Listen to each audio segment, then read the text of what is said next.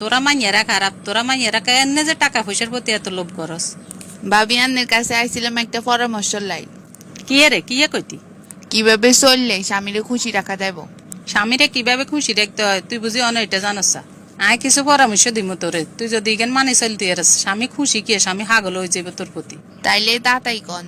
সকালবেলা তো জামাই ঘুমে তুই উঠবার আগে দি তুই উঠি যাবি, উঠি তুই ব্যাগ কাম কাজ করি হেলাইবি, কইবার হরে দিয়ে সুন্দর করে গা গোসল দুই ফ্রেশ হই গার ভিতরে পারফিউম লাগাই জামাইয়ের সামনে যাইবি, যাতে করে ঘুমে তুই উডার হরে তোরে দেখলে মনটা একেবারে ভালো হয়ে যায়। আর জামাই চোখে চোখে চোখ হরে যদি, তাহলে ওকে মুস্কি হাসি দিবি। এটা হচ্ছে তোর সকালবেলার প্রথম টিপস। ওয়াও, সুন্দর একটা পরামর্শ, আগে তো এরকমটা ভাবি ন। আচ্ছা, এরপরে কি এখন? দ্বিতীয় টিপস, কিভাবে তোর জামাইরে ঘুমে তুন উড়াইলে বিরক্ত নয় সেটা মাথায় রাখবি। এইভাবে একই সিস্টেমে প্রতিদিন ঘুমে তুন জাগাই দিবি, তাইলে তোর জামাই তোর প্রতি বেশি খুশি থাকবো। আর তোর জামাই কটা বাজে কাজে যায়, কটা বাজে আবার বাসা তাইয়ে, সেটা তুই বালা করিয়ে জানাস।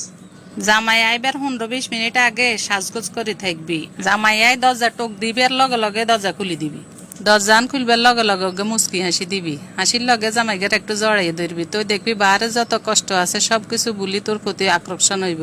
আহারে, এখান তো আই কিছুই করি না। আর একটা কথা মনে রাখবি, যখন তুই জামাই লগে কথা কইবি হাসি মুখে কথা কইবি। অন যে কথা আন কমু ইয়েন হচ্ছে খুবই গুরুত্বপূর্ণ।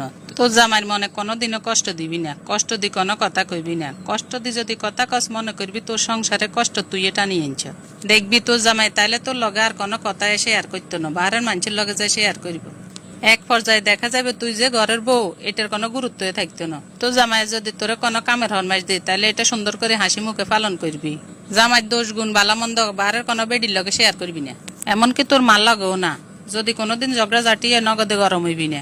যখন জামাই ঠান্ডা হইব তখন জামাইরে বুঝে কইবি, বলে আনের এই কাজটা এনে ন করি এনে করলে ভালো হইতো। দেখবি হরে ঠিকই বুঝবো, তোর কাছে তো আরো উল্টা পরামর্শ নিব। আর হন, তোর জামাইয়ের অনুমতি ছাড়া কারো ঘরে টাকা পয়সা দাঁত দিবি না, এবং কি জামাইয়ের অনুমতি ছাড়া তুই বাইরেও যাইবি না। জামাইয়ের কোনো কাজ যদি তোর বিরুদ্ধে চলে যায় তুই কোনো তর্ক করবি না। প্রয়োজনে মাথা ঠান্ডা করি তুই তারে বুঝাইবি, তুই দেখবি সব ঠিক হয়ে যাইব। আচ্ছা, একটা কথা কন চাই, আমার পছন্দ আর পছন্দ মিলে না, এটা লই কিতাম। হন, জামাই যেতে জিয়ে নাইনবো তোর লাই, তোর পছন্দ যদি নয় তারপরেও তুই জামাই সামনে বুঝাইবি এটাই তোর ফেভারিট জিনিস।